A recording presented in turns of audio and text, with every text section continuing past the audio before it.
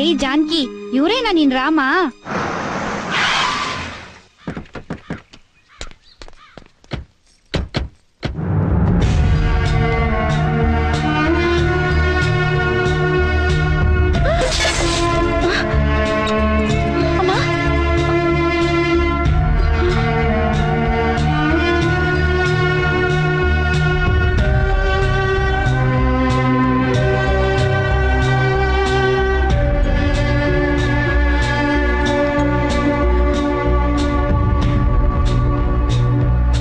ಶಾಸ್ತ್ರಿಗಳಿದಾರ?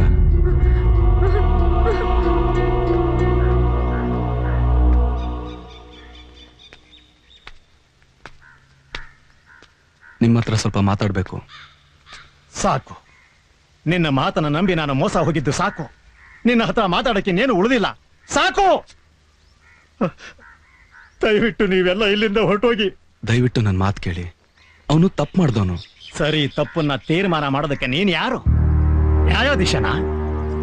ಬಾಳೆ ಮರ ಕತ್ತರಿಸೋ ಹಾಗೆ ಒಬ್ಬ ವ್ಯಕ್ತಿನ ಕತ್ತರಿಸಿ ಹಾಕಿಬಿಟ್ಟೆ. ಎಂತ ಮನುಷ್ಯನಯ್ಯ ನೀನು? ಮನುಷ್ಯತ್ವ ಇದೆಯಾ ನಿನಗೆ? ಎಂತ ವಂಶನೋ ನಿಂದು? ನಿನ್ನ ಕುಲ ಗೋತ್ರ ಒಂದು ಕೇಳದೆ ನಿನ್ನ ನನ್ನ ಮನೆ ಒಳಗಡೆ ಸೇರಿಸ್ಕೊಂಡೆ. ಆದ್ರೆ ನೀನು ನನ್ನ ನಂಬಿಕೆಗೆ ದ್ರೋಹ ಮಾಡಿಬಿಟ್ಟಲ್ಲಯ್ಯ.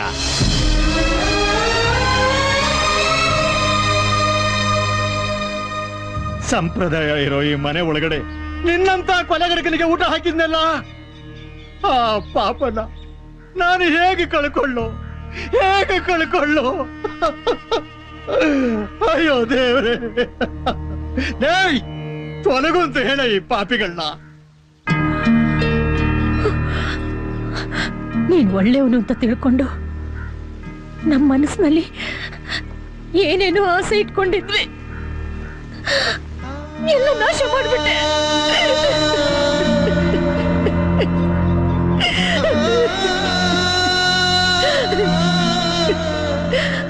ನಮ್ ಕುಟುಂಬಕ್ಕೆ ಇವರೊಬ್ರೇ ಆಧಾರ.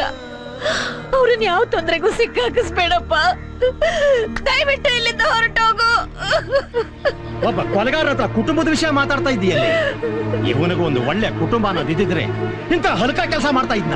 ಕುಟುಂಬ ಅಂತ ಕುಟುಂಬ, ಎಂತ ಕುಟುಂಬನೇ? ಬ್ರೇಕ್ ಬ್ರೇಕ್ ಪಾಡ್ಲ ಬಾಯಿಗೆ. ಎಂತದು ನೀವು ಮಾತಾಡೋದು? ನಾನು ಬಂದಾಗಿಂದಲೂ ನೋಡ್ತಾ ಇದ್ದೇನೆ. ಮಾತಾಡೋದು ಎಂತದು ನೀವು? ಬೇಡ ರಘು, ಹೇಗೋ ಗೊತ್ತಾ ಬಿಜ್ಜಿ, ನೀ ಸುಮ್ಮನಿರು. ಎಂತ ಸೊಮ್ಮೆ ನೀವು ಮಾತನಾಡುವುದು? ಕುಟುಂಬ ಕುಟುಂಬ ಎಂತ ಕುಟುಂಬ? ನಿಮಗೊಬ್ಬರಿಗೆ ಕುಟುಂಬ ಇರುವುದು, ಇವರಿಗೆ ಕುಟುಂಬ ಇಲ್ಲವಾ? ಹೋಯ್ತು ಅಂತ ಬೊಬ್ಬೆ ಹೊಡಿತೀರಿ. ಎಂತ ಹೋಯ್ತು ನಿಮ್ದು? ಎಂತ ಕಳೆದು ಹೋಯ್ತು ನಿಮ್ದು?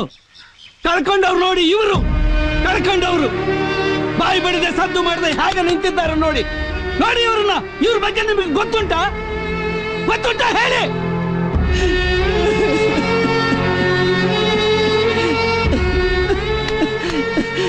ನಂಕ ಧನಿಕಳ ಬಗ್ಗೆ ನಿಮಗೆ ಎಂತ ಗೊತ್ತಿದೆಯೇ?